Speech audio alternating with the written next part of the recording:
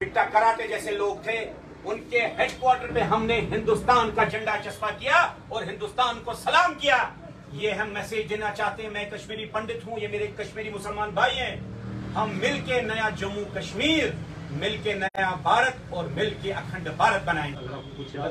15, 20, 30 साल से जम्मू कश्मीर का डाउनटाउन का हेडक्वार्टर था और आज हमने इसको हिंदुस्तानी रंग में डाल दिया है और एडमिनिस्ट्रेशन से अपील करते हैं कि इसको जल्द से जल्द या तो कोई हॉस्पिटल बनाए, कोई जिससे कश्मीरियों को मरहम मिले। जिन्होंने 32 साल यहाँ सियासत की, हमारे लोग मरवाए, उनको हम करारा जवाब देना चाहते हैं कि हम सब यहाँ भारतीय हैं और शाना बशाना नया जम्मू कश्मीर इकट्ठे मिलकर बनाएंगे।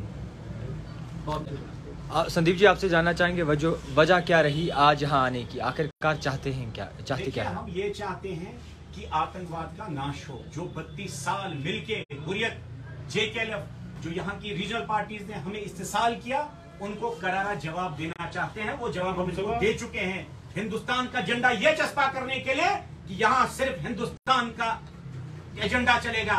पाकिस्तान को हम रिजेक्ट करते हैं और मिलके मुसलमान और हिंदू हिंदुस्तान के आईन के तहत, झंडे के तहत मिलके नया जम्मू कश्मीर बनाएंगे।